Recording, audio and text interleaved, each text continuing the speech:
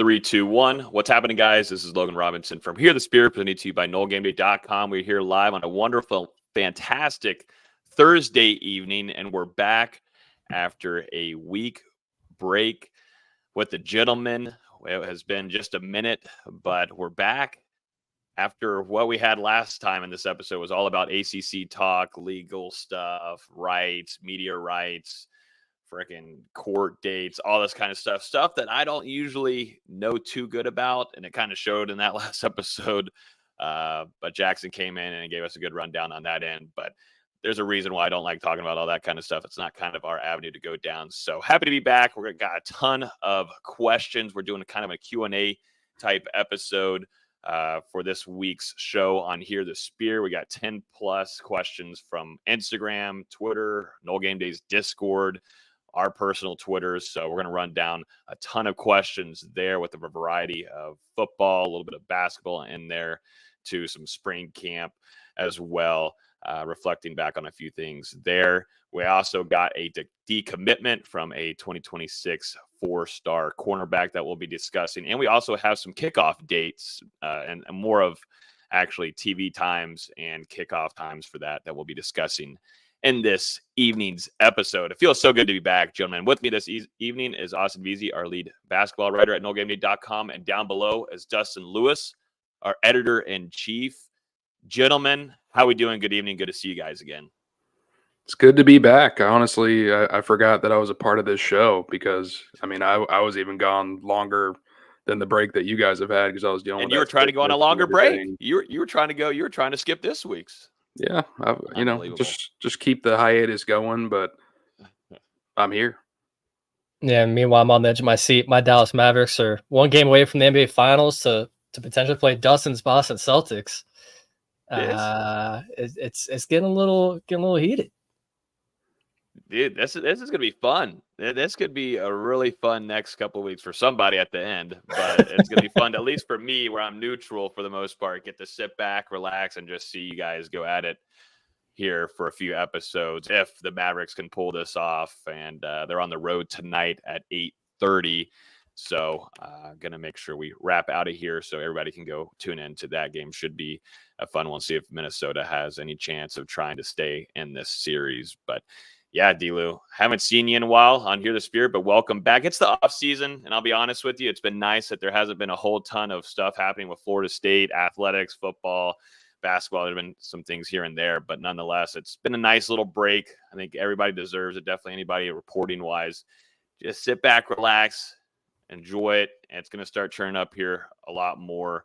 We'll have some recruiting stuff this upcoming weekend, but that's going to start really heating up. We'll get an update on that from Dustin later on in this episode on kind of some scheduling stuff for some guys visiting campus and checking out everything. Have you been around? I guess you probably haven't been around campus much, D-Lou, with all the football-only facility and construction going on over there and Doak. It's like a full-on, I don't even know. I don't know. It looks like craziness over there on campus in that area for Florida State right now. Yeah, we got to see all of it back in the spring. I mean, just kind of each day. And I mean, you can see some of the progress, but obviously that construction on Doak and the football-only facility, that's going to take some serious time and some serious investments. And, it's obviously making things a little bit more difficult in the meantime around those parts of campus for the players and the coaches, and it kind of trickles a little bit onto the practice field as well, because one of those fields isn't usable at the moment. So, I mean, you've kind of felt that impact a little bit out there. And, like you said, and you can see in the picture here, progress continuing to be made. So I'm kind of interested to see, is it going to provide any kind of shakeups for the preseason practices? We've already kind of seen it during the spring game, how Doak Campbell Stadium looked completely different. They had parts of it sectioned off where they're continuing some of those renovations that are going to be completed on the away side, before the 2024 season. But I mean, the next time we get back in there, it's going to look a lot different than how we saw it in April. Yeah, hopefully we'll get some more updates there on that end too, so we can see what's been going on inside Doak, because I know a lot of fans are having some questions about what that will look like.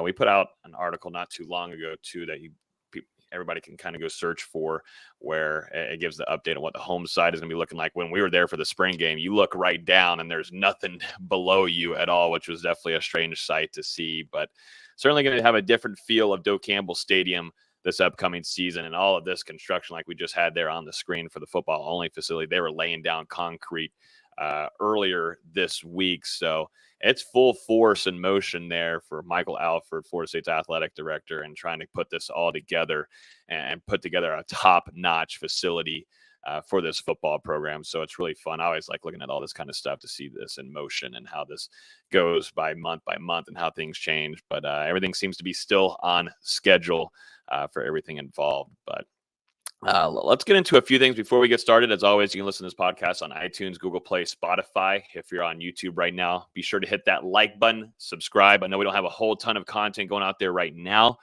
but like I said, give it about a month, 2 months here. We're going to have a lot of content starting to flow your way, just like how we had in the spring with interviews, post-practice interviews, recaps, along with also to our regular end season game previews, instant game reactions after we hear from Mike Norvell and the players on site at the games, just like we had last season. So the YouTube, it will start motioning back together here soon. So just bear with us a little bit.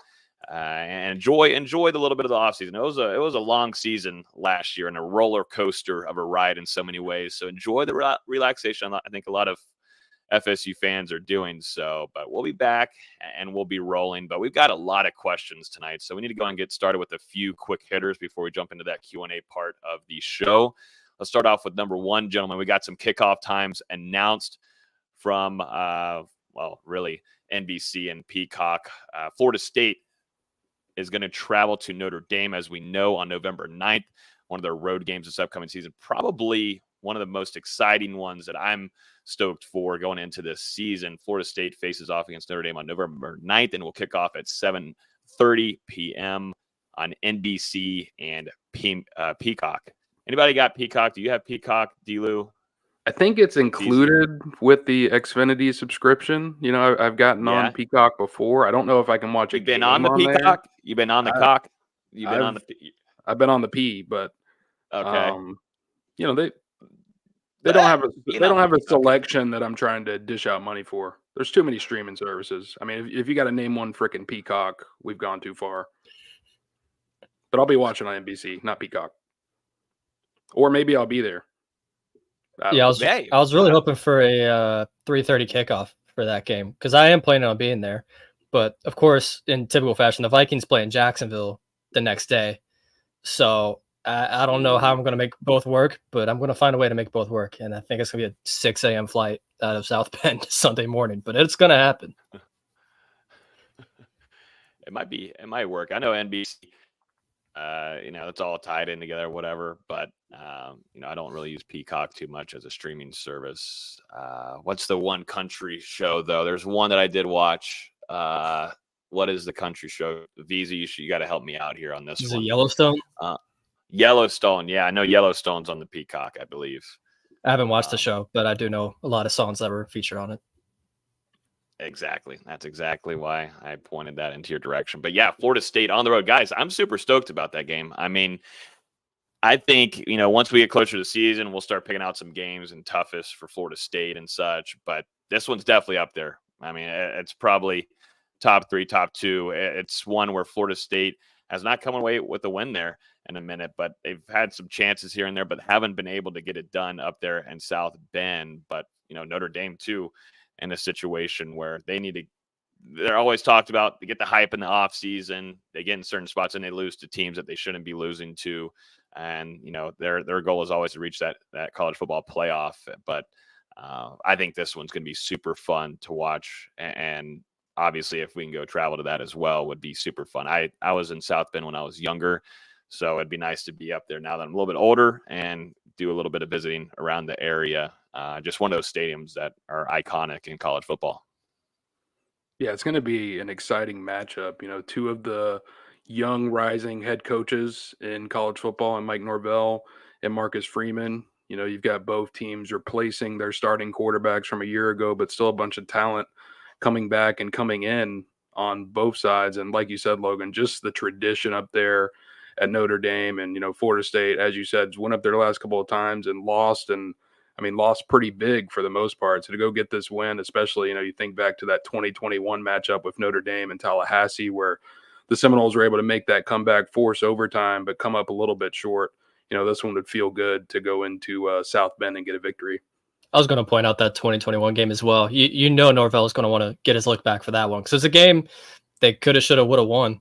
And instead of starting that season off strong with a win, you lose your first 4 games because they lose at Jacksonville State the next week, whole butterfly effect. I think he's going to want his look back in that game. That's going to be a fun atmosphere. Yeah, it is. And Florida State does a really good job traveling all throughout the season, but specifically to Notre Dame. I know that's one that the fan base always puts on their calendar to make sure they go visit up there. So it'll be a little chilly, but not too crazy chilly, but it'll be chilly at that time of year nonetheless. But yeah, Florida State, Notre Dame, 7:30 primetime kickoff. No shocker there with those two brands, and Notre Dame and NBC having that partnership. Then we got some more kickoff times, gentlemen. Florida State's home game on September 14th against Memphis. Mike Norvell's alumni coaching spot is going to be at noon on ESPN.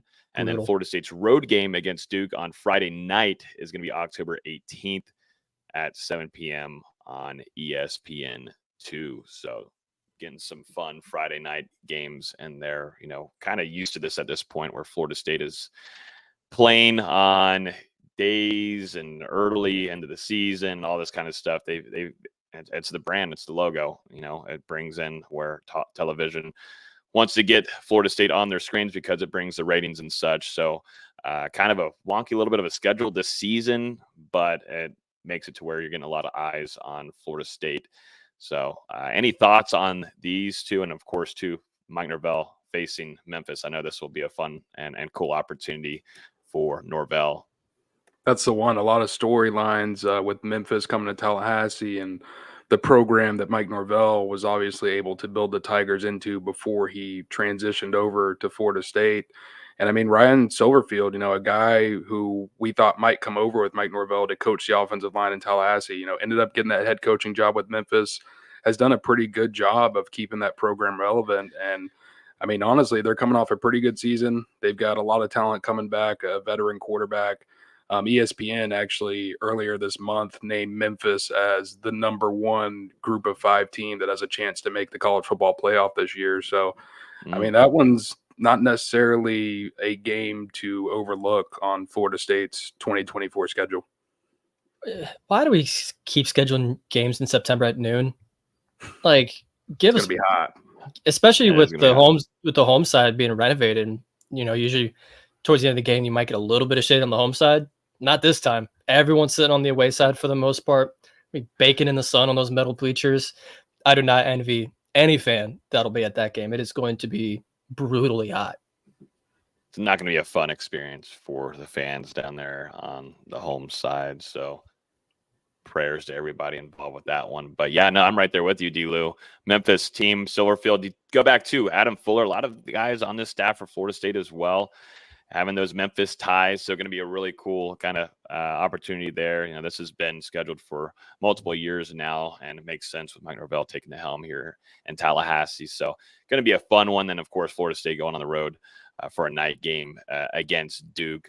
Whole different Duke team than what we've seen in years past, but still going to be on the road. And Duke, and they've, with Mike Alcott going over to Texas A&M, Riley Leonard over with Notre Dame, a lot of change up and switch up for the Blue Devils this upcoming season. But still, you're on the road, night game, a little Friday night game. Yeah, Friday night game on October 18th.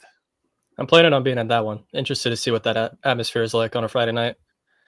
And you're coming off a bye week, and the week before that you had played Clemson. So, we'll see. That's a very interesting part of the schedule for Florida State. And like you said, a lot of turnover for the Blue Devils. Manny Diaz, who the Seminoles have obviously faced a couple times, now leading Duke. Logan, I can't remember because it's been a couple weeks for me, obviously, but did we talk about the Georgia Tech and Boston College kickoff times as well? Yeah. I think we did Boston College. We did Georgia Tech. We did Georgia Tech too. Yeah, we did. Maybe we did. Maybe we just did. making sure. Yeah.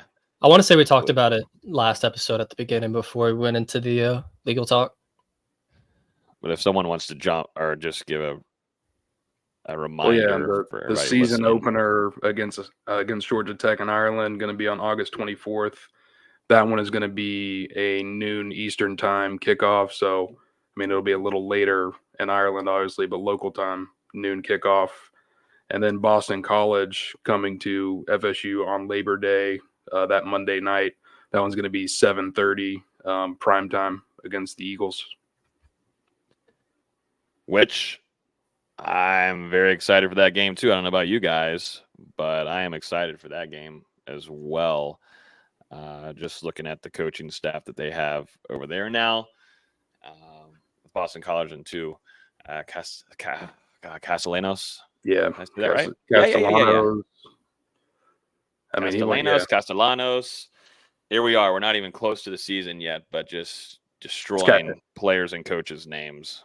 It's Castellanos, but yeah, he went crazy against Florida State last year, and obviously almost pulled off that upset against the Seminoles up there in Chestnut Hill. And you look at some of these games, there's just so many storylines, and this one, running back Treshaun Ward going to be making his return to Tallahassee in a somewhat similar color scheme to Garnet and Gold to face off with the Seminoles. So I mean that makes it pretty fun for me as well. Mm-hmm. Yeah. I do remember talking about Treshaun Ward. Now I really remember it because we did spend some time talking about that. And obviously we're a big fan here. I had him on the podcast and turned out to be a stud. And Tallahassee grabbed an opportunity with Kansas State. Now over there at Boston College. And Boston College now coached by Bill O'Brien, former NFL head coach, offensive coordinator, was with the Patriots, gets the opportunity now with Boston College. So interested to see how that goes with that program, but still expected. I think this is going to be a fun game to watch. And like Dustin said, a lot of storylines going into this season overall this upcoming year. Let's jump into some recruiting real quick. We haven't had a ton of recruiting to talk about in a while. It's been sort of quiet at the moment, but it will start heating up here later this summer. But 4-star cornerback Jalen Waters, a 2026 blue chip player, announced his decommitment from Florida State over on social media. If you guys remember, he committed to FSU a few days after the spring showcase. I know people are going to be like, oh, my goodness, 2026. That's a stud, really, really good player. It's just early. I don't think people should be kind of having a sort of freak out. 2026, nothing wild nowadays, too. I think this fan base understands that until this thing right here hits the paper, this pen, nothing's in concrete until that's happened. So, but yeah, Jalen Waters decommits from Florida State. He said in a end quote on Twitter or X, he said, "I would like to thank FSU for the opportunity to further my education football career, but after much reflection and consideration, I've decided to reopen my recruitment." D-Lou, tell everybody why they shouldn't freak out. It's 2026. We got a long ways to go. Yeah, recruiting is fun, isn't it? I mean, you just never really know what's going to happen. And I wouldn't say this is a new one for me, but you normally don't see a guy decommit from the school that he just pledged to, only 5 weeks later. It normally takes at least a couple of months. But, in this case, it seems like Jalen Waters just decided, he's going to move forward, not committed to a program at this time. And, he's a guy who, like you said, Logan, a blue chip prospect, 4-star right now, top 200 recruit on 247 Sports, holds offers from a ton of the top programs in the country, USC, Florida, Auburn, a ton of different schools. Had 20 tackles, 1 tackle for loss, 1 forced fumble, and 6 pass deflections during his sophomore season at Armwood High School. Helped them make it to the second round of the state playoffs, and it seems like he's poised to take another step during his junior season.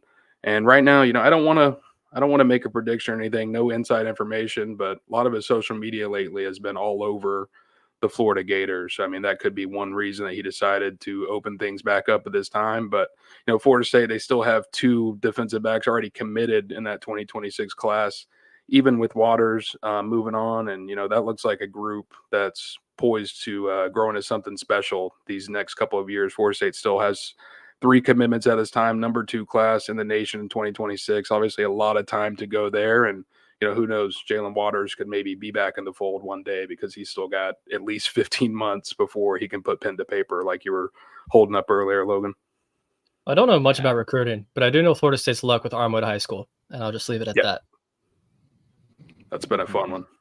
I don't think anyone from Armwood High School has worked out for Florida State, whereas it was guys that actually ended up coming to Tallahassee or guys that were committed or rumored to be committed.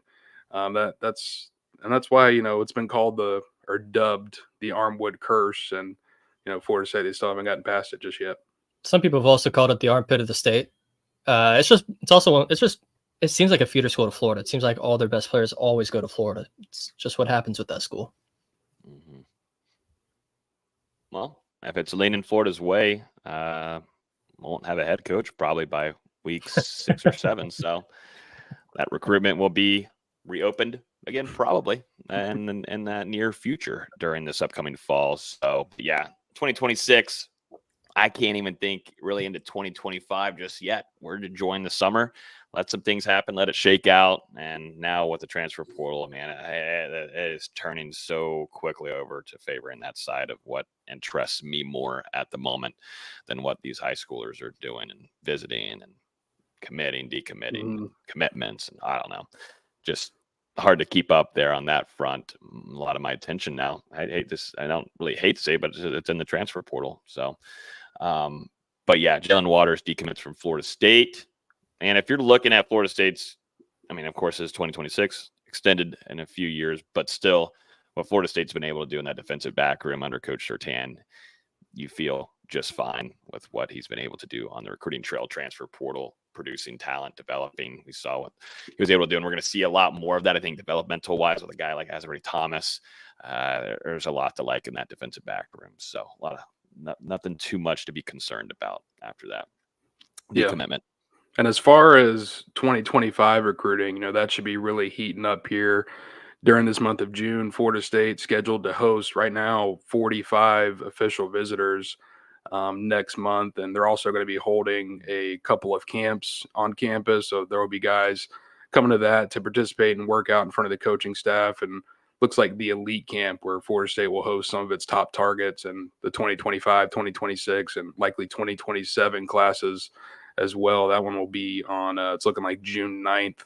So a lot of talent going to be coming through Tallahassee the next couple of weeks. This weekend it's going to be a little bit more quiet. Only one guy scheduled right now, and that's 3-star defensive back Onis Conan-Banny, an international prospect and one that should be intriguing to get a look at in person. The action's really going to start kicking off next weekend, where Florida State has 8 guys in, and they're going to conclude the month of June, that 21 to 23rd weekend with, at the moment, 23 guys scheduled to be on campus. So, I mean, they're going to be coming in and coming out a lot of talent. And, Florida State, they haven't landed a commitment since January, like you were saying, leading up to the Jalen Waters talk. It's been a little quiet right now. We should see some of that begin to pick up here, probably in that late June. And, you remember the run that the Seminoles were able to make in their Tribe 24 class, starting that July 4th weekend and into August when they were able to land the KJ Bolden commitment. And also, Charles Lesser, a ton of guys came off the board during that time period to the Seminoles. And I think we're seeing the staff kind of inch towards a similar run this year. Recruiting. Dealer's going to be out at the Moore with his sunscreen. I think you need to start investing in maybe an umbrella too as well. Just with both rain, with what you've been dealing with in Tallahassee, but also to the sun. I think that might be a good idea as well. Maybe you get one of those fans around your neck. Are you going to get one of those potentially? Our guy JC is buying one to wear at training camp this year for the Buccaneers, but it looks a little weird. Yeah. My mom has one. It's usually ladies that I see wearing it.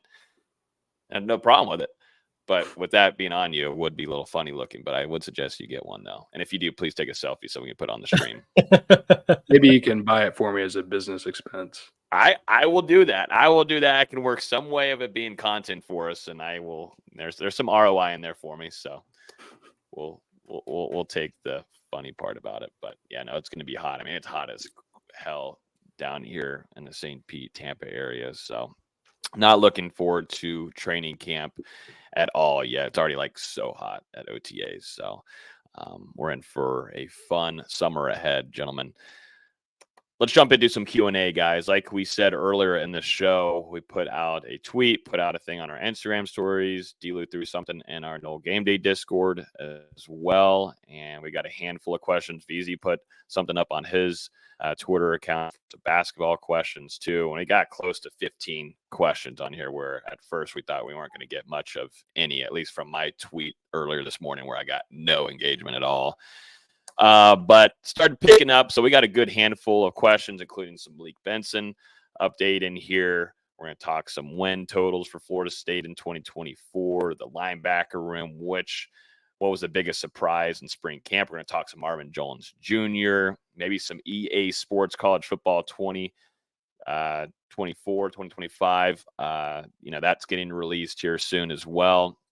We got some basketball stuff in here. We got some running back stuff. We got some Hakeem Williams stuff. So we got a handful of things. So if you're on YouTube right now, Facebook, hit that like button. Appreciate everybody always listening to us on the podcast platforms. Like I always say, we're on Spotify, we're on iTunes, Google Play, everywhere imaginable. So if you're watching on the stream, but you don't feel like you can watch and you're going to be on the road or at the gym or something, we're on the audio version as well. So this gets uploaded immediately after we get done.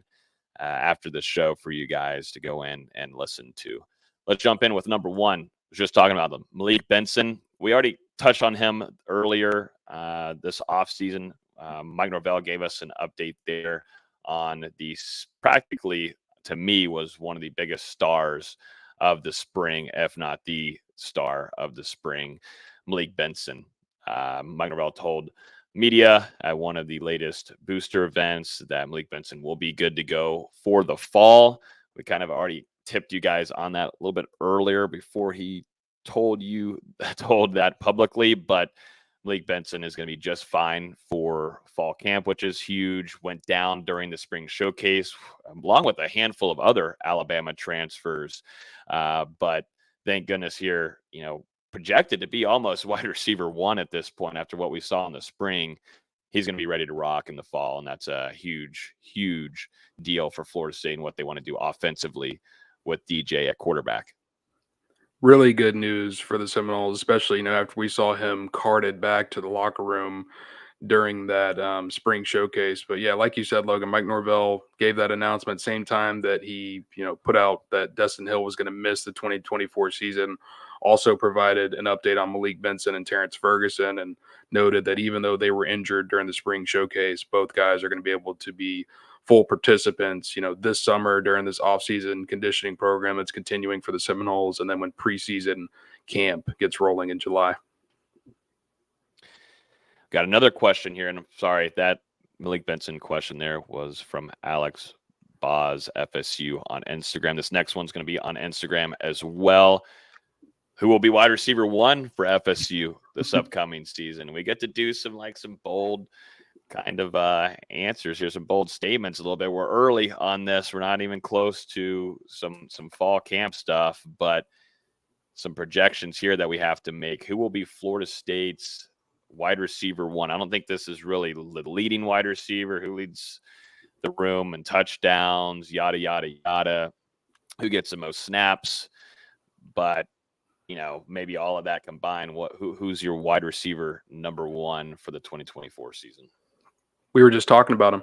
I think right now it's Malik Benson. I mean, he came out of the gate and really separated himself from the rest of that wide receiver room, in my opinion, to the point where we were talking about him daily in those practice updates, with not only his ability to, his speed, his ability to create separation from defenders on his routes, but also just his playmaking ability and, making some highlight reel catches out there at times. He was very consistent throughout spring camp, and, we were hoping to see a little bit more of that during the spring showcase. It was unfortunate that he suffered that lower body injury, but really good that he's going to be back in the fold and good to go. And I mean, outside of that, I could see a case for Kentron being one of those guys to step up. He was very dominant during the 2023 spring. We've seen that flashes of talent when he's out there on the field. You think back to that 2022 season where he was just a back-end member of the wide receiver rotation, and he had 4 touchdown catches on only 14 total catches. So, I mean, that's a pretty insane ratio. And, you're hoping,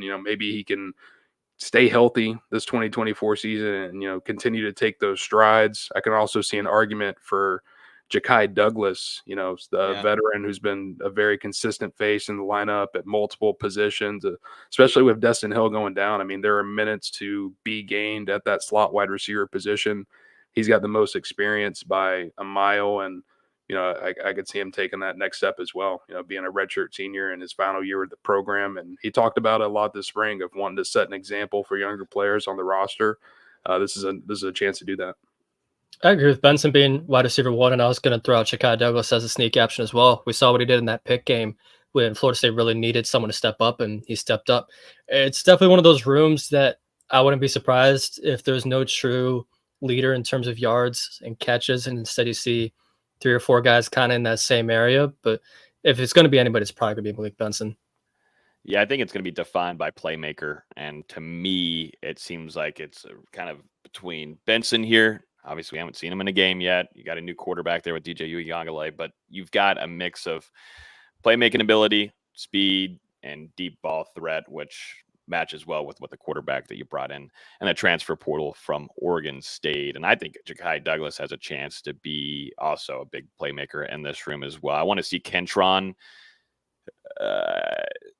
show consistency, and we see that playmaking ability, but it's just about consistency. And can you do that on a week-to-week basis? You lose Johnny Wilson, you lose Keon Coleman. Those are playmakers. There's a lot of reliability that Jordan Travis had in those 2 wide receivers. But we're going to get to a player here too in the docket of this Q&A, and he's also in that wide receiver room.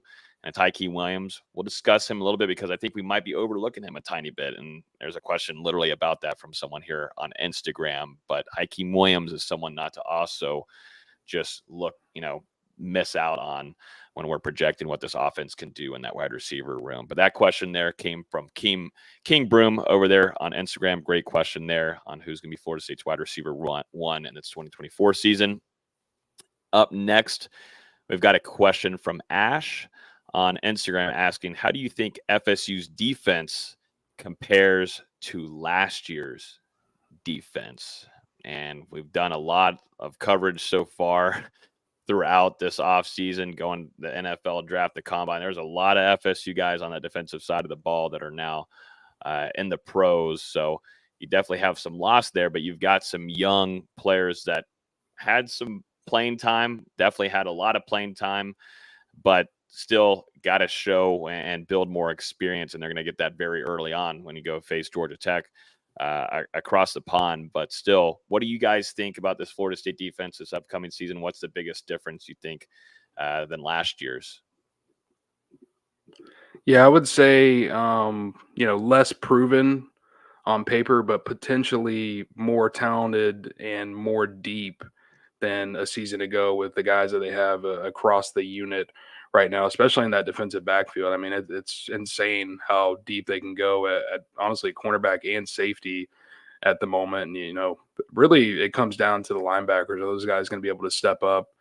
You don't really have necessarily a Jared Verse, someone that every single person in college football is going to know off the top of their head, but you've got a bunch of guys that can potentially rise into that type of name. When you think about Patrick Payton, Joshua Farmer, Daryl Jackson, you go to linebacker with DJ Lundy. One of the rising stars we talked about a ton during the spring is AZ over there at cornerback, Shaheem Brown. So, I mean, there's a ton of potential for this unit to be great once again in 2024, but they've got to prove it more than it already being a little proven coming into the season. My thoughts are pretty similar. I would say the top end talent last year was better. Like you just mentioned, Jared Verse, and obviously had Braden Fisk as well, Ronaldo Green, who was one of the more underrated guys to do it in the last decade for Florida State. But it's deeper. This defense is deeper at the positions that matter. The pass rushing unit goes so deep, and the corners are really deep as well. And granted, a lot of it's unproven, but there's a lot of potential in both of those rooms, and the ability to consistently rotate those guys in and out is going to be a big benefactor for this defense. Mm-hmm. Yeah.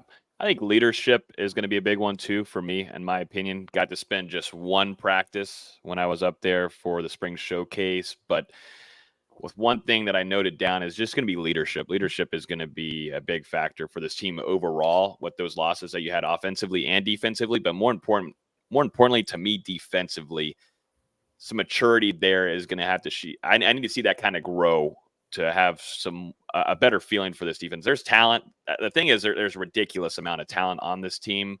I think that leadership, along with the inside defensive line room, is something that I think you're going to see a difference in a tiny bit. Just it's a mix of leadership and to the experience that they have there. But you got Joshua Farmer, you got Darrell Jackson, just going to have some other guys that are have to take that next step in that defensive line room, and we'll see how that ends up going. And health is going to play a big factor as well for a few of those guys. But yeah, like you guys said, that there's talent in a lot of places. You don't have Jared Verse there anymore, but Pat Payton, Marvin Jones Jr., and what you brought into through the transfer portal, there's a lot to like in that edge rush room.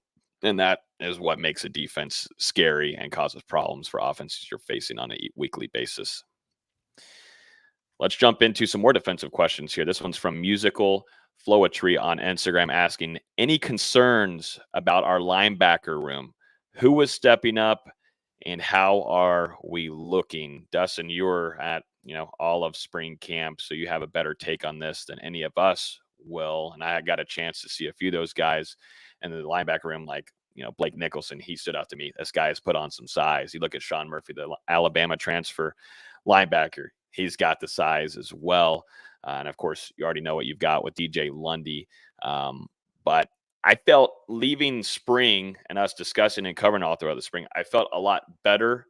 How did you feel, Dustin, since your boots on the ground and everything? How was your takeaway after seeing that linebacker room in the spring? I would still say pretty mixed. It's obvious that Kalen DeLoach and Tatum Bethune have moved on from this unit. There's a lot of replacing to do.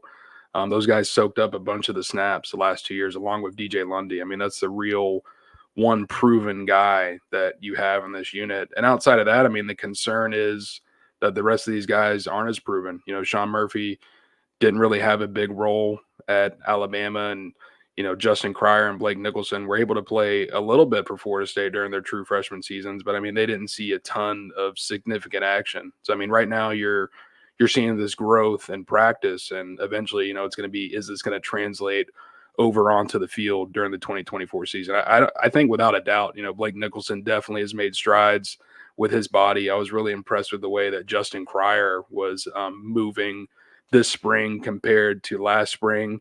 Sean Murphy came in, and I mean, he's definitely very athletic and provide the hits at times, but I mean, there are some up and down moments from him. And I think we saw that, during the spring game, whenever he was trying to bring down Lawrence Toafili on that play that ended up being a touchdown. And, we're kind of forgetting a little bit about Omar Graham here, since, he was limited by that surgery he had earlier this offseason, didn't, get to do a ton during the spring. And, he's still a guy that could grow for Florida State. We've seen him in the lineup these last 2 seasons.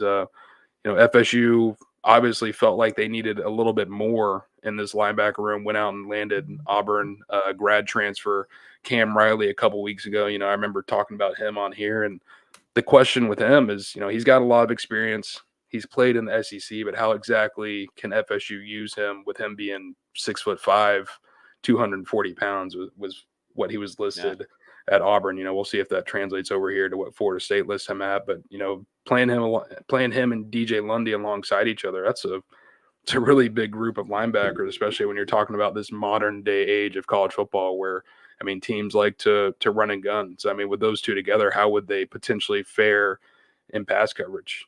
Don't exactly know right now. We'll get to see a little bit of it whenever preseason camp starts in July, but there are certainly some questions that need to be answered once July rolls around. To me, too, I mean, like that size. What do you say, 6'4", 6'5", 240? I mean, that's around the range of Jared Verse right there. I mean, that's what he was playing around a little bit during his days at Florida State. Just imagine, though, he's at that linebacker position. Yeah, how does that fit the room? But yeah, a lot of question marks on some of those transfers that are coming in, and you're hoping too what you were able to build and develop in-house with guys like Blake Nicholson, Amar Graham Jr. Those guys see the growth there, and you feel a lot more comfortable in that room overall. So it just seemed like just from Norvell and the staff, they felt really good about what they saw in the spring with their growth. And so that's kind of what I was going off of too, as well. And along with seeing these guys in person, seeing like for it to stand out that Blake Nicholson has put on some size. Absolutely. And that guy, I think, is really good in the mentals as well and puts himself in a good spot. And that's what you need in that linebacker room overall. And the staff was very happy to bring him on board during their recruitment, bringing him over from the West Coast. And so he's going to be utilized. And he got some playing time last year as a true freshman as well. So they have very high thoughts on him as well. So we'll see how this linebacker room looks. It's definitely a lot different with Tatum Bethune, like you said, Dustin, and also too, Kalen DeLoach now down here with Tampa. Those two guys no longer being on your roster. Those were pivotal players on your defense overall for the last couple of years, and they're no longer in Tallahassee. So we'll see what ends up happening this upcoming season with these guys, and fall camp will be pivotal as well. Here's the next question here from, this one's hard to say. I'm going to go ahead and apologize, but Gio Cuneo 3 on Instagram. That's the best I could do, but it looks to seem that way. Here's a question. What's one thing you'd like to see in the Georgia Tech game that would make you feel confident in the team? What would that be for you guys? How would you feel confident in Florida State's team? And this probably have to go in kind of the fans' POV here. What would make you feel confident in Florida State for the 2024 season? I would say a dominating victory. I mean, Florida State, and I mean, coming out and winning by, 3-4 touchdowns, and in the second half, it's not really even a game that Georgia Tech can kind of threaten. Because the Yellow Jackets, I mean, they've made some strides as of late. They were competitive down the stretch during that 2023 season.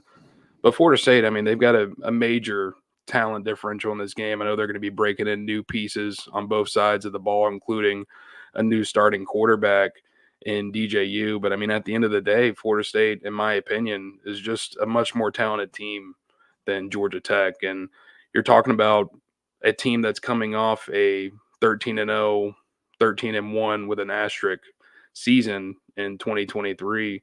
And while there are some new faces, there are a lot of guys coming back that have a chip on their shoulder, have something to prove after what they went through down the stretch of that 2023 season that went from magical to horrific in a matter of 12 hours. So, I mean, I think this whole team, they've kind of got a different mentality, and, Mike Norvell as well, with the motto that he's put on the team this year. So really coming out in Ireland and, I mean, just dismantling Georgia Tech would be something really good to see as they move into a 2024 season, that they're going to play some really good teams and also some teams that are flying under the radar a little bit.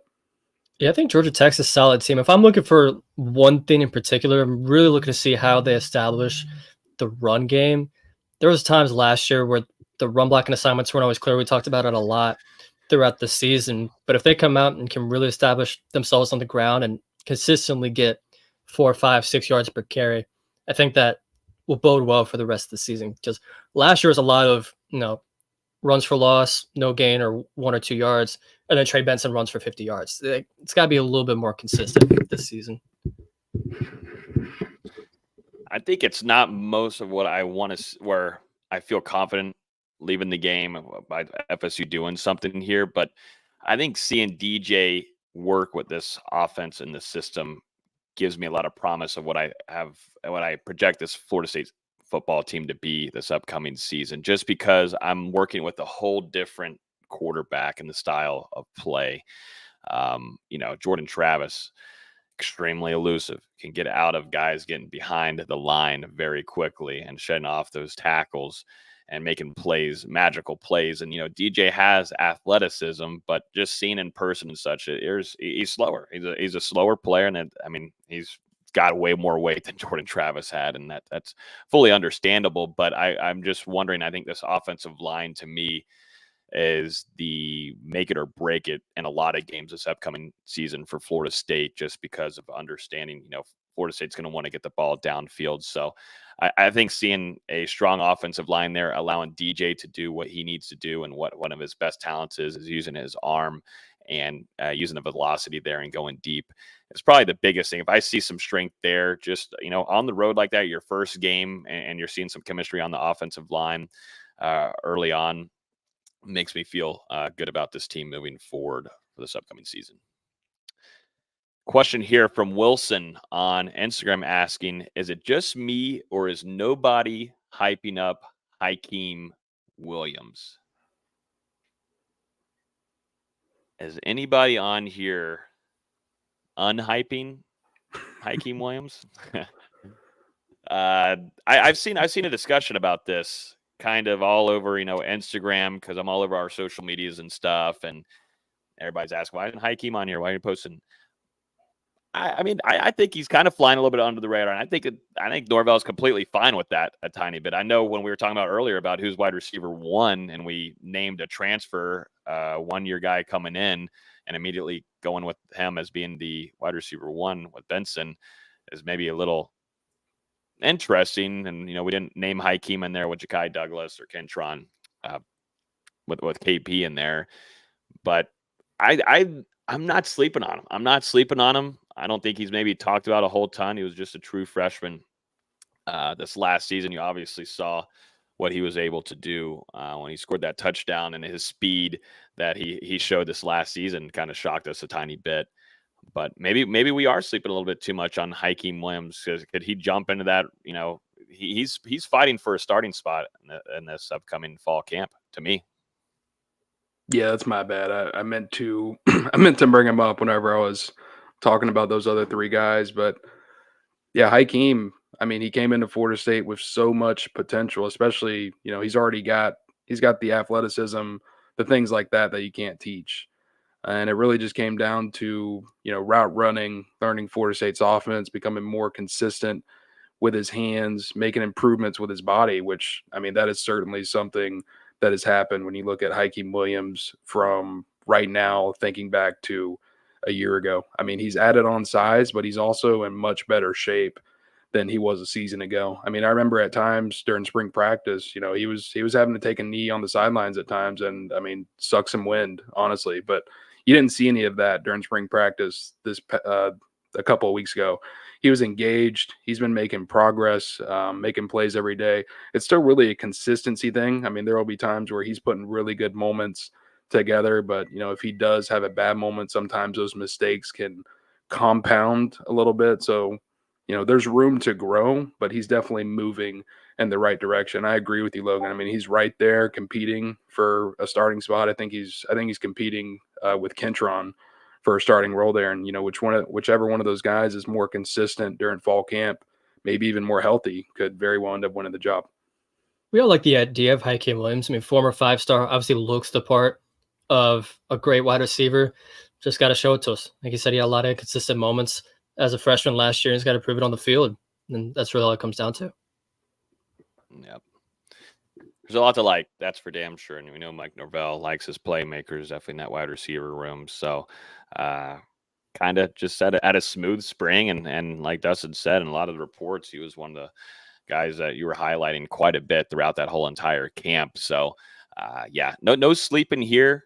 And I don't think people don't need to be hyping up too much here. Let him do his own thing and prove it out onto the field. And I think a lot of FSU fans will enjoy seeing number 8 out there on the field this upcoming season. Thinking of DJ and what he likes to do with that arm as well, Hakeem should kind of be licking his chops here and what he brings to the table. That speed is something I was a little bit shocked about this last season because of just what we saw and the camp beforehand, before the season began, and kind of just being out of shape and such. Kind of flipped the switch here, and we heard a lot of great things going into the spring too of him working on his body. Just showed you the pictures there on the stream. He's been doing a lot of work with Coach Dorms, and he looked like a whole different player when I saw him before the spring showcase, ladies and gentlemen. He looks great. So, you lose Dustin Hill, which is definitely deeply disappointing, but you got to hope that Hakeem is jumping in that fold to be a starting wide receiver this upcoming year. It's expected for him to be that but will he get there? We'll see this upcoming fall camp. Which running back do you see having the most rushes this year, and which defensive player will lead the team in sacks? This is from the Best 2013. Our guy and the NoleGameday Discord always showing us some love, mainly maybe just me and always backing me up. So love that guy. Shout out to him. But let's start off with number one. Which running back do you see having the most rushes this upcoming year for Florida State? Brought in Hakeem Williams from Alabama there. Lawrence Toafili is now your projected starter. But as we know in Mike Norvell's offense, it's a shuffleboard week by week for the most part. And whoever's clicking is going to get the most reps. But who do you guys think is going to have the most rushes? That's the question. Not most rushing yards, not the most touchdowns, but who you have seen, who do you think is going to have the most rushes this upcoming year? It's a tough question because that backfield is really a wild card at the moment with Florida State having to replace Trey Benson. Obviously, you've got LT coming back for another season, but I mean, he's mostly been kind of like a gadget type guy during his career at Florida State. I mean, utilized as a running back and a wide receiver. Just doesn't feel like he's got a primary position in that backfield. You know, they can just kind of put him wherever they need him on that play. Whereas, you know, you look at Roydell Williams coming in, the Alabama transfer. I feel like he's kind of got a similar mold to Trey Benson. So, I mean, I'm kind of stuck between those two guys right now. I mean, Mike Norvell, he's really talked up LT this offseason, talking about his growth. I mean, continuing to make strides with his body. I mean, his presence is the veteran in that backfield. But I think I'm going to go with Roydell at this time. But that's not to say anything about LT's usage in this offense because, I mean, he's going to be all over the ball.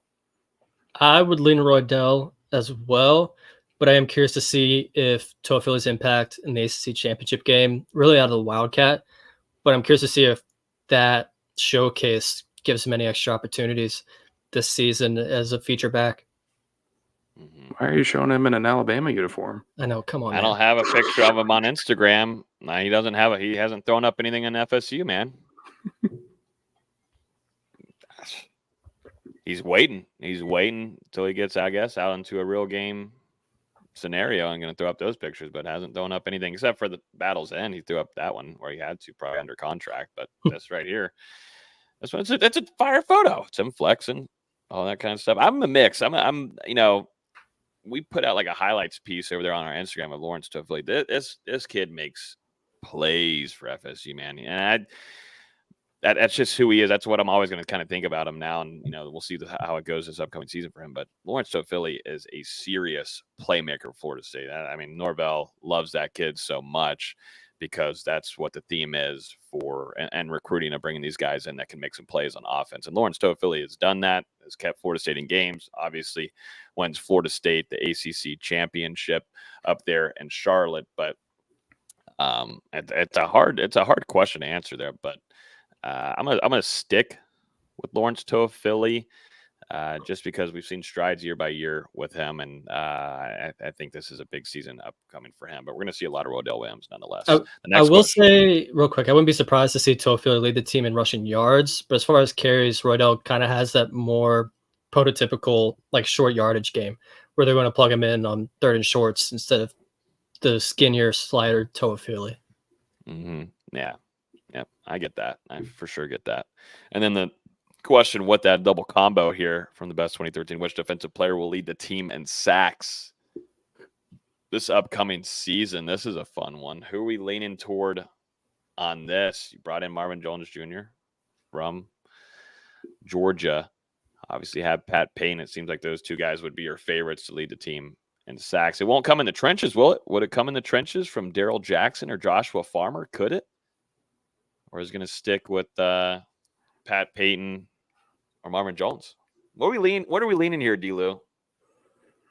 Yeah, this is another one that it's really up in the air for me at this time because obviously Jared Verse moving on. You know, when teams scout Florida State, I think they're maybe going to look at Patrick Payton, you know, as that quote unquote new Jared Verse in the lineup where they're devoting extra resources to try and limit him from getting into the backfield. And I mean, last year, Patrick Payton playing opposite of Jared Verse ended up with 7 sacks. I mean, a pretty decent total there for him. And, obviously Marvin Jones Jr. came in, had a very good spring for Florida State. You've also got Sione Lolo-Hea, Tomiwa, Duro Jaye, Byron Turner Jr., Jaden Jones. I mean, there's some real talent in that defensive end room, and a couple guys that, could really break out of nowhere after just arriving at Florida State or after being with the program for a couple of seasons. This is another one. It's tough, man. I'm between Patrick Payton and because, obviously he's the top guy coming back in the room, and then Marvin Jones Jr. because he really flashed during the spring. The coaching staff had some very high praise for him, and he's got all the potential in the world as a former 5-star prospect. And it seems like this could be the spot like it was for Jermaine Johnson a couple years ago, two guys in completely different scenarios, but both transferred in from Georgia. This could be the spot where he breaks out and starts to become a superstar. So I'm going to go Marvin Jones Jr. Ooh. Wow. Ooh. Okay. I'll go Peyton. I'll play the devil's advocate and take the opposite side. But I wouldn't be surprised if he leads the team and still has the same kind of sack total he had last year at 7.5. As we just talked about earlier, this edge rusher unit is so deep, and they can rotate so many different guys, and you're going to have a bunch of guys in that 5, 6, 7 range, I think. Yeah, I'm in the middle here. So what about if I just don't pick? How about that? Lame. It's even there. What about if I go now? I gotta go trenches, right? Could you imagine Timmy Jernigan? Give me Darrell Jackson, baby. Give me Darrell Jackson. I just got to be different. I don't like being the same as you guys. So I'm going to go Darrell Jackson. Unleash the beast. He's been caged for way too long, and the Georgia game doesn't count worth a damn. So unleash the beast. It's going to be Darrell Jackson. Put me in, coach. Loco Ocho style Timmy Jernigan, baby. Bring back the trenches. Let's move on. That's a true wild card pick. It is a true wild card, baby. I got to be different. The odds are high. I've been betting too much on Hard Rock. I need to stop. That is actually true. Let's move on to number 7 here. I don't even know why I said the number here because I don't even know. I'm not even counting these. But biggest surprise in spring camp and Marvin Jones Jr.'s progression in spring camp. This is coming from Danny Ramos here on Instagram. Biggest surprise in spring camp, and then Marvin Jones Jr.'s progression. I think we kind of already talked about it with Malik Benson. I think he was a little bit of a surprise to me with just how big of a surge he made in spring camp. So that might have already be answered there, but maybe we could dial in a little bit more extensively to Marvin Jones' progression because he did indeed have some progressions in this last spring camp, D-Lou. We talked about it a ton on Here the Spear. But maybe we could dive in a little bit here for our guy Danny on Instagram. Yeah, as far as Marvin Jones Jr., I mean, really just getting a chance to see him for the first time during spring practice. I mean, he's got an elite first step, and this guy explodes off the ball. And, it felt like he really meshed with that coaching from Odell and JP and Adam Fuller throughout the spring. I mean, as things kind of went on, you started to hear more about Marvin Jones Jr. I mean, day after day, he was getting a sack, getting in the backfield, making tackles for loss.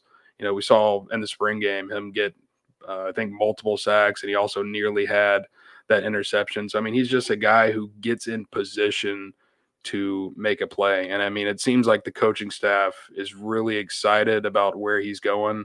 They said that he's, still got strides to make to eventually reach that vast ceiling that he has. But the early returns have been very positive for Florida State. It seems like he's going to step into an immediate role in this defense after what we saw during the spring. And as far as biggest surprise for me, I would say the running backs with just how deep that unit is. I know we were mainly only talking about Lawrence Toafili and Roydell Williams during that question a couple minutes ago, but Keziah Holmes still there. Jalen Lucas came in. He was one of the stars of the spring for Florida State with his ability to make plays and get to the open field and just be gone like a blur. I mentioned Sam Singleton as a guy who I was very impressed with his growth throughout the spring. Cam Davis came in, a guy who had been committed to FSU for a while, was pretty solid throughout spring practice. Then you got Mekhi Danzy coming in for a local guy from Florida High this summer who, another guy with a lot of speed, kind of has that Lawrence Toafili mold. Dude, didn't he just win the 200 meter? I don't know if he won. I think he came 400. I think he came in second. I thought he was ripping the 200s, but then in the 400, that's not his cup of tea, but still came in top 3. I do believe. Maybe we can do a double check there, but some serious speed coming there. And like Cam Davis, we've heard from, who was it? Lawrence Toafili actually joined our girl Emily Peters on Tribe Check and talked about Cam Davis and said that they need to check that birth certificate because that kid does not look like it's the right age, which I fully agree there. But I actually talked with David Johnson, Florida State's running backs coach, when I was up there in Tallahassee this spring, and I brought up Corey Wren, which if you listeners remember, played at FSU, extreme speed as well. And Florida State just didn't seem, I don't think, to really know how to utilize him as such. And I brought that up to Coach Yak, and he said, nah, Jalen Lucas is a different type of player here. And he brought up Sproles too. Obviously had a phenomenal career there with the Eagles, and just that kind of build and play style and vision is what he pointed out the most with Jalen Lucas. So that excites me more because I know he's a smaller player. We've kind of had that go through the program at Florida State, and that just it's hard to kind of figure out how to utilize those guys and the offense. But if you look at what Florida State has built this offseason in the transfer portal and in recruiting wise, this offense is going to look quite a bit different than what we've seen in years past in Mike Norvell, and it's got a lot of speed. And Mike Norvell opened up the spring press conference talking about that speed and strength, but more importantly, the speed here. So this is where Jalen Lucas comes into play here, and whatever kind of packages Mike Norvell is going to be bringing to the table every Saturday against their opponents, against the defenses.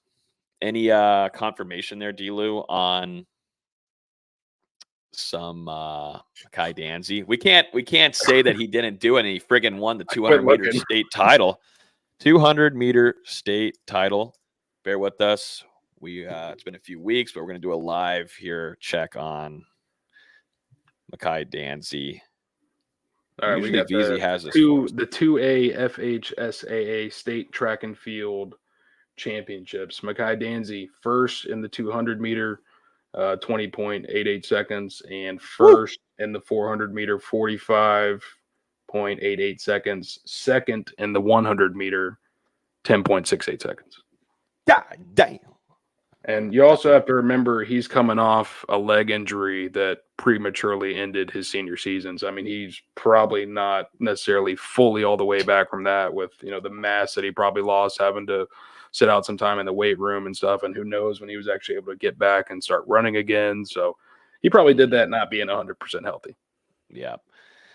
That's ridiculous. That is ridiculous. So we had to make sure to do some double confirmation here. A couple first places is no big deal there for him. But there's a quick question here on YouTube along the lines of speed. Is Deuce Spann going to have a role in this offense this upcoming season? We needed to grab a question from YouTube. Can't leave our YouTube people out this evening as we've been going and grabbing questions from every other platform. But Wit 1, is Deuce Spann going to have a role in Florida State's offense in 2024? This is a prove. I mean, it's the end all be all. This is your last season to get it going, or it ain't just ever going to happen.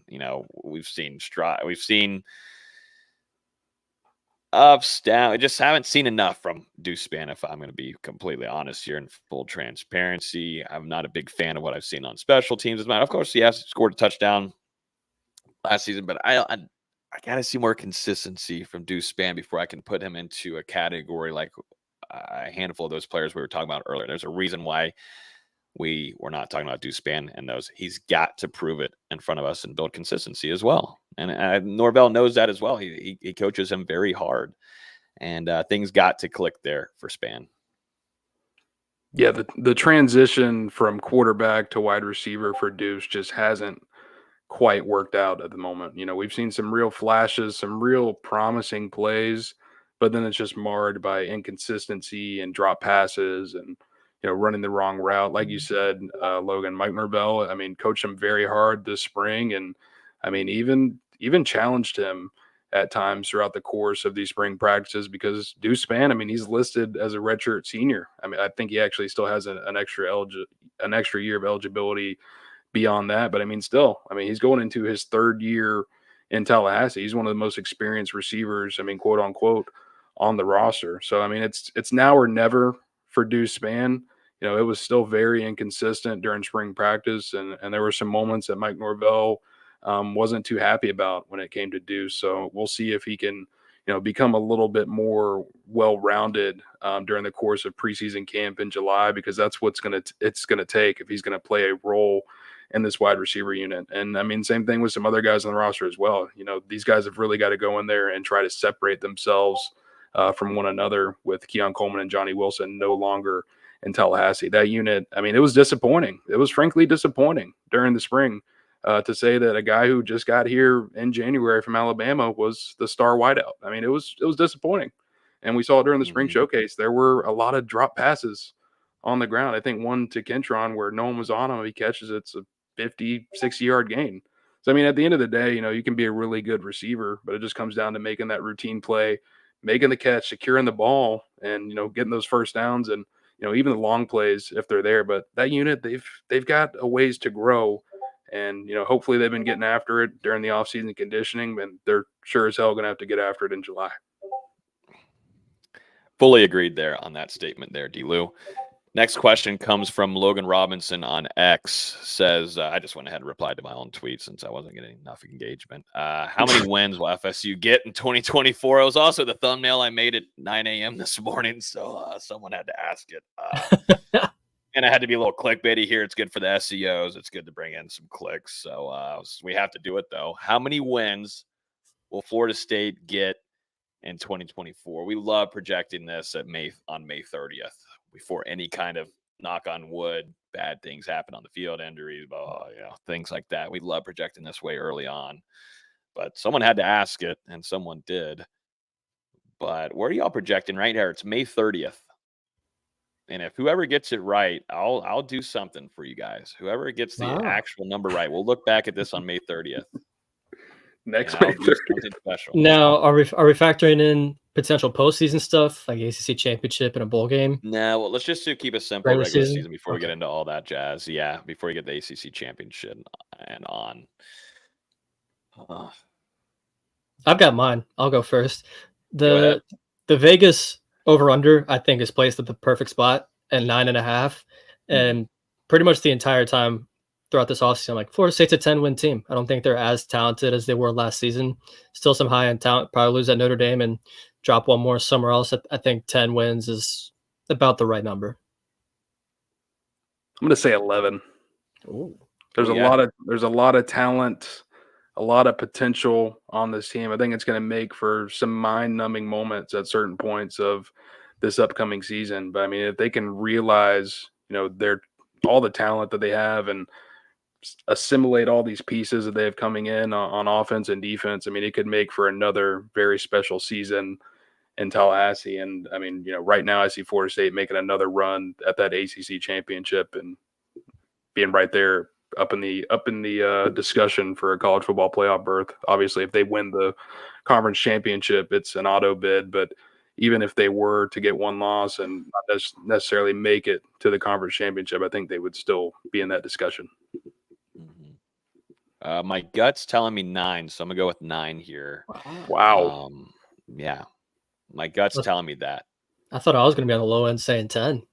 Yeah, I don't know. I just don't want to go against my gut, and I've done that before, and then I've screwed myself. But you know, just coming off of it, we all had a perfect season last year in our projections, even going into the postseason as well. So, but I'm gonna go with 9 right now. It's May 30th. This isn't something that we're solidifying. We're not even close to the season projections, you know. But it's May 30th. I'm gonna go with 9. I just think a few things I liked from the practice. Some things had a couple more question marks in my opinion, but I don't think that's awful for FSU. They can get into that ACC championship, but you still, I mean, he can't lose much more. Yeah, but I would expect for Florida State to be facing Clemson, but that's where I'm at right now.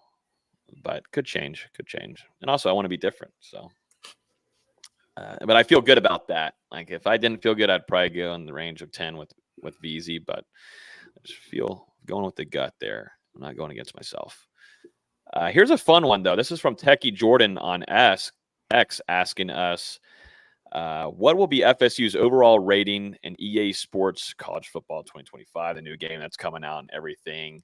Dustin, I know, you're going to be playing that. VZ, of course. All of us, all three of us will be all over it. So hopefully we'll be able to put some content together for you guys too, trying to game plan some stuff on that, and which would be really fun. So make sure you subscribe to the YouTube for some content there before the season begins. But put in the chat too. I know a lot of you guys play this game, played it in the past as well. But where do you think Florida State's overall rating will be as they're projecting this 2024 team? I've been reading anything I could get my hands on the last couple of weeks on this game ever since they released the trailer. So yeah, I'm pretty fired up about this one. Florida State, probably a hard team to rate in this game for much of the same reasons that we've talked about. I mean, you got a new starting quarterback coming in, a lot of new pieces.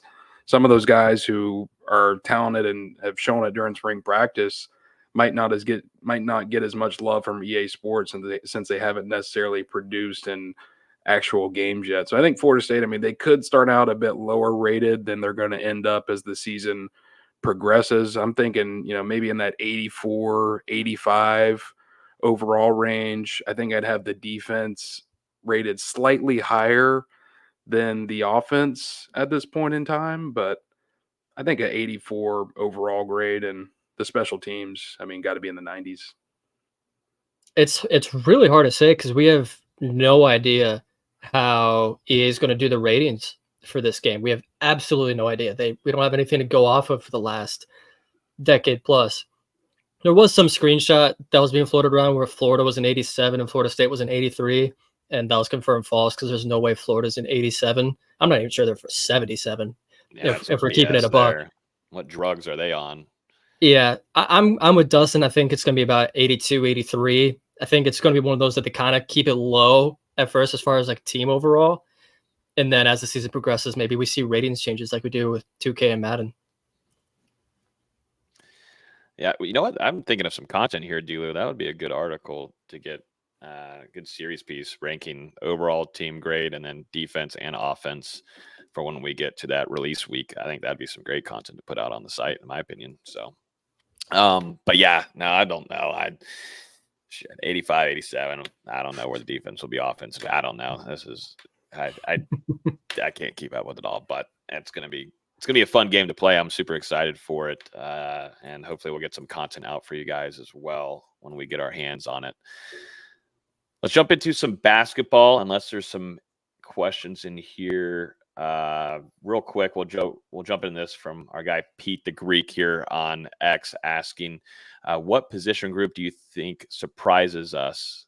I will go first. He says linebacker. Which position group will surprise us the most? I'm guessing that question is kind of being directed toward this upcoming season for Florida State. To me, I would probably go probably stick. I'm gonna go. I almost went tight end. I don't have any kind of hope. I don't have hope at the moment. I don't have hope at the moment. I was trying to get too wild. I've been wild enough on this show tonight. Don't be laughing like that, Dustin. That's messed up. You can't pick tight end. I mean, that's messed up. Man, the thing with a surprising position group is the way I see it is who's going to exceed expectations. I feel like we're high on just about every position group except tight end and linebacker. Everywhere else, I think we feel pretty good about. Yeah, so I would lean linebacker. I mean, Pete already kind of named it there, but there's not one where, like I was going to say, cornerback, he lost, well, of course, with Renardo, lost Jarian, but, Osprey had so much playing time. I'd probably lean more in that linebacker room. We feel pretty optimistic about a majority of those positions. I'd say, yeah, linebacker. Maybe you can kind of lump defensive end in there because I think typically, if you're losing someone like Jared Verse, you would expect that unit to take a step back the following season. And while you might not have a player that's going to rack up the individual accolades and stats that Jared Verse did himself. You've got a more balanced rotation like Austin was kind of moving towards earlier with Patrick Payton and Marvin Jones Jr. and all those guys behind them where, I mean, you can really run, I think, 5 to 7 deep at that defensive end spot. And I think it's going to be a pretty good unit for Florida State based on what we were able to see during the spring. I'll just say offensive line, just to get something a little bit different in there. I think they disappointed us a little bit last year, and we're so used to Alex Atkins, getting the most out of that group. Kind of let us down last year. I think they'll step back up to the plate this year. They were banged the F up last year, though. Yeah, that's true. They might be this year, too. We'll see. Austin's on here from Facebook saying, is Eastbound and Down going to be in the game? I don't think it's been confirmed yet. Yeah, it's one of those that hasn't been confirmed yet. And it is one of those also they're trying to get the licensing for a lot of these songs. Like they weren't able to get Enter Sandman for Virginia Tech. They weren't able to get Jump Around for Wisconsin because of some of the licensing fees. Maybe that's one of them. We don't really have a way of knowing yet. But most of those are – go ahead, Logan. I was going to say, supposedly tomorrow morning, just an update here. Tomorrow morning, we'll have a gameplay footage released tomorrow morning for the new game as well. I hope to be tuned in. Seems like most of the audio that they're trying to acquire this licensing stuff for, that's for the pregame stuff. And the Eastbound and Down is, at the end of the third, going into the fourth quarter. So I would probably lean towards that not being in the game. I agree. But I do think they are going to have a specific customized entrance for Florida State. It seems like that's kind of like what they've been trying to do for all the teams. So maybe we get a look at, the hype tunnel or the light tunnel, whatever it's called. What they come out of that with all the flashing lights, and Chief Osceola and Renegade have been confirmed to be in the game as well. So that'll be pretty cool. I'm sure we'll get a midfield spear plant. Stay on the horse, please, Chief. It's one of those, if you hear that Florida has I won't back down in the game, then I'd feel better about Eastbound and Down being in the game because it's kind of in that same range of when the song's played. Yeah, FSU's fairly newish, I would say, playing in Doak at least from what I remember. Being out there, it's different than how we are up there in the press box. But I feel like that's fairly newer than, of course, Sandman and a lot of the other ones in college football. But I'm trying to find on here there is songs that have been released that are going to be in the game as well. I think FSU's might be Mo Bamba. That was played about every other second in Doak, along with every party that you're at in Tallahassee. So, but yeah, tons of updates. But we'll have gameplay footage tomorrow morning on Friday. So that will be really fun to head into the weekend checking out some gameplay footage, because I think that's a big factor for a lot of these people buying the game. And they're still going to buy it, but still they want to see what the difference is between that and Madden. Real quick, because I know VZ, he's got his Mavs about to tip off here in a little over 10 minutes. But let's jump through some basketball quick hitters. We got some questions here from multiple people on X. We'll start off with Taylor Forrest asking, is there any chance that Jamir Watkins returns to Florida State? Is the basketball team still going to add more players before next season? We got a three-piece right here, a three-piece chicken nugget. He asked also, is FSU taking longer than expected to fill out their roster, or are a lot of the teams in a similar situation? So starting off with Jamir Watkins, will he return to FSU? Could he? Yeah, so Jamir Watkins withdrew from the NBA draft with about 2.5 minutes to spare last night before the deadline. Is there a chance? Yes, I think it's very, very highly unlikely that he's back at Florida State. I've been told he's probably going to be visiting St. John's in Michigan and potentially a couple of other schools, but those seem to be the two front runners for right now. I'd be kind of surprised to see him back in Garden and Gold. And honestly, I don't blame him, because as we'll get to here in a minute, the roster is kind of a mess. As you alluded to with saying, is Florida State taking longer than expected to fill out the roster? Absolutely. A lot of these teams are down to their final spot if they're not already filled out already. And Florida State's sitting at 9 guys right now, supposedly a 10th. There's some mystery international player that we just don't know of yet. It's a messy roster. It really is. I wouldn't say a lot of other teams are in this position. Florida State's definitely on the lower run of those ladders. We'll see if they add any more players. I'm really not sure yet. A lot of the transfers have already been eaten up, at least all the ones that you'd expect to make an impact on their team next season. So really not sure yet. I got a grad transfer year and I can make a free throw. Can you? Sometimes. And then the next question is this basketball team still going to add more players before next season? We'll see. It's like I said, a lot of the transfers have already been eaten up. I don't want to add any more high school players because it's really hard to win with true freshmen these days. It's really about the experience in college basketball. So not sure. Yep. This one's coming from Kim on X asking any word on Chris Parker. Yeah, so Chris, some context on this name. I know you. Yeah, Chris Parker, transfer from Alabama, from the Tallahassee area. I want to say he's from Quincy, if I'm correct. Spent one season in Alabama, redshirted, didn't play at all. And what a lot of people don't know, kind of came on a surprise visit to Florida State during this transfer cycle. But the next day he was at Butler visiting there. I'm expecting him to commit to Butler here in the near future. Next question comes from our guy, the best 2013 on X this time, asking what grade would you give the pickup this season? I'll just grade all of them as a whole and give it a D-, with Daquan Davis saving that grade. Daquan Davis and Jerry Dane. I really like those two pickups. The rest I'm not a huge fan of, and I'm not counting AJ Swinton into this discussion since he's been signed since October or November. But Boston Holt didn't really contribute at all at Utah, then goes to South Dakota and was fine. I'm not sure he's an ACC caliber starting wing, and he's going to have to be next year because there's literally no one else to play on the wing for Florida State next season.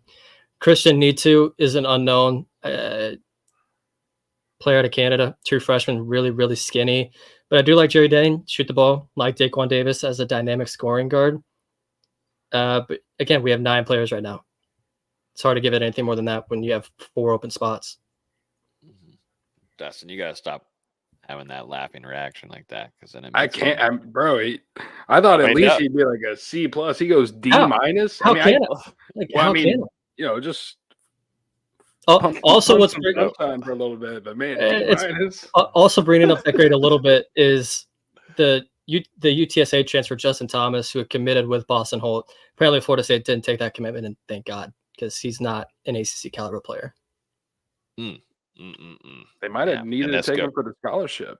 I'd rather give it to a walk-on, and I'm so serious. You can give it to Dustin. Nah, that's stretching it. That's stretching it.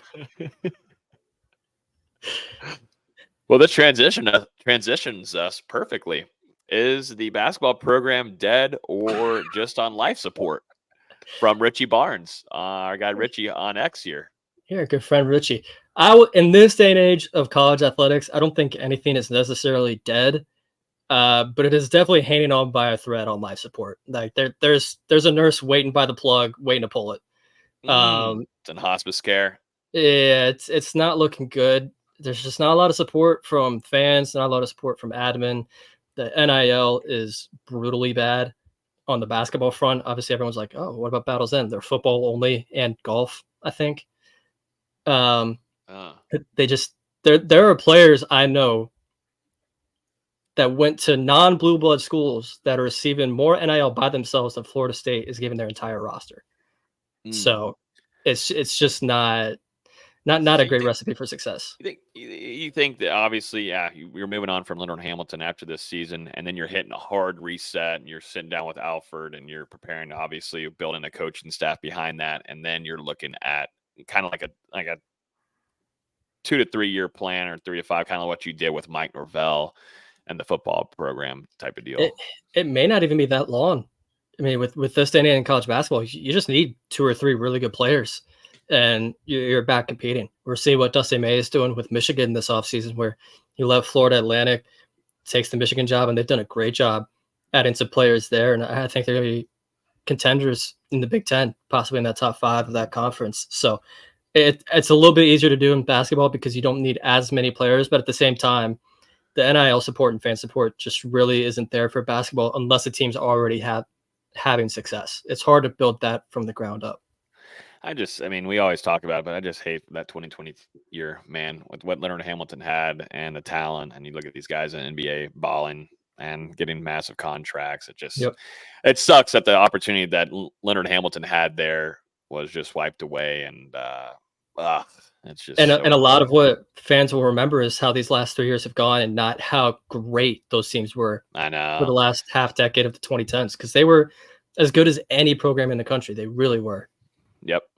100%. Yeah, I loved being in the tuck there for games. I would always go, and Dustin would invite me and get those tickets. I'd always be saying yes to that, and it was extremely fun team to watch. And you just love the way that program is built from Leonard Hamilton, and the etiquette, and the characters that they have in there, and the personalities. Yeah, man, I just want to see it reset and, be a lot more exciting for us to chat on here and preview games and recap games and all that kind of stuff. We'll get there. It's just not the time, and football's here, which took a long time for that to happen as well on that front, as we all know. But yeah, I think that's going to do it for this week's episode of Hear the Spear. We've got probably one of our biggest announcements happening on Monday morning for Game Day Media. So as you guys know, we have 3 sites right now under the SI brand. There's some big news going on there with Sports Illustrated all in itself. We've had some big changes with our sites. A lot of things have happened in the last couple of months for us as a network and our site here at NoleGameday. But we also cover the Buccaneers, and we also have an MMA site that covers UFC, WWE, PFL, everything related to MMA. But we have a big announcement on Monday morning, something that we've been working on for months and months now, and have been staying quiet. VZ's on one of those people too, very hands-on. Of course, D-Lou, as being our editor-in-chief at Game Day Media, he's been holding on to this for a while too, so it's going to be really exciting for us to release some exciting news for Game Day Media as we practically double what we have at Game Day Media, and we'll be reaching into some new leagues and some new teams that we'll be bringing on board with us as well. So really looking forward to that. I want to thank both of these guys on here, Dustin and Austin. Those guys have rode with me for a very long time. Years and years and years through the ups and downs. Super appreciative for them. And of course, here on Hear the Spear, and then also to our teams at Bucks Game Day, NoleGameday, MMA Knockout. We want to be able to do any kind of, make these kind of moves, expand into this role with Sports Illustrated without them. So shout out to all of our writers, editors over there on that end. They kill it for us and make things a lot easier. So we'll be making that announcement around 9-10 a.m. on Monday morning. Super excited for that. Stick with us. Appreciate everybody for tuning in to this week's episode. We'll talk to you guys next Wednesday, hopefully at the regular time of 7 p.m. But yeah, enjoy the rest of y'all's evening, and we'll talk to you guys next week.